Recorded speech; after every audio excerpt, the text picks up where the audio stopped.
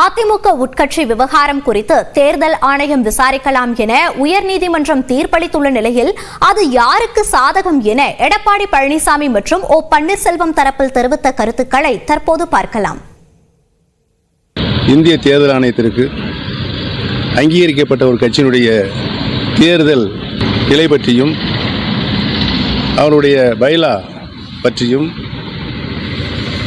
தாவா ஏற்படும் என்று சொன்னால் அதை தீர்த்து வைப்பதற்கு இந்திய தேர்தல் ஆணையத்திற்கு அதிகாரம் உள்ளது என்று இன்றைக்கு உயர்நீதிமன்றம் தீர்ப்பு வழங்கியிருக்கிறது. தர்மம் தன் வாழ்வதனை சூதுக்கவும் மீண்டும் தர்மம் வெல்லும் என்பது இன்றைக்கு நிரூபணமாயிருக்கிறது. நீதிமன்ற தீர்ப்பை திரித்து சொல்லுகிறார்கள்.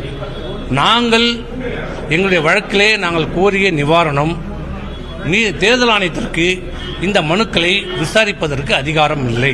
இந்த உள்கட்சியில் ஏற்படுகிற மாற்றங்கள், திருத்தங்கள், சட்ட திருத்தங்கள் எல்லாம் விசாரிக்கிற அதிகாரம் நீதிமன்றத்துக்கு மட்டும்தான் உண்டு.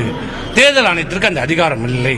அவை தேர்தல் ஆணையம் இல்லாத அதிகாரத்தை தனக்கு இருப்பதாக சொல்லி எடுத்திருக்கிற இந்த மனு தவறு என்றுதான் எங்களுடைய வழக்கு. உங்களுக்கு அதிகாரம் இருக்கிறதா என்பதை முதலில் முடிவு செய்து கொண்டு முடிவு செய்யுங்கள் என்று தெளிவுபடுத்தும். தேர்தல் ஆணையத்தை முன்னாடி போறதுக்கு ஏன் பயப்படுறாரு இவரு? அது எப்ப பாரு கட்சியில் இல்ல கடைசியில் எங்க போய் முடிஞ்சதுன்னு கேட்டீங்கன்னா தேர்தல் ஆணையத்திற்கே அதிகாரம் இல்லை. ரெப்ரசன்டேஷன் ஆஃப் பீப்புள் ஆக்ட், தேர்தல் ஆணையத்திற்கே அதிகாரம் இல்லை என்ற அளவுக்கு போயிட்டாங்க. தலைவர் கொடுத்த சின்னத்தை முடக்க வேண்டும் என்பதல்ல, தீய சக்தி பழனிசாமி கையில இருக்கின்ற இரட்டை இலை முடக்கப்பட வேண்டும் என்பதற்குத்தான் போராடுகிறோம். இது பின்னாடி பாஜகவுடைய சித்து விளையாட்டு இருக்கிறது. மிரட்டல். பாஜக என்ன பண்ண மிரட்டி பார்ப்பாங்க, வழக்கு போடுவாங்க, நெருக்கடி கொடுப்பாங்க. சரண்டர் ஆயிடுச்சுன்னா எல்லாத்தையும் திரும்ப பெற்றிருக்குவாங்க.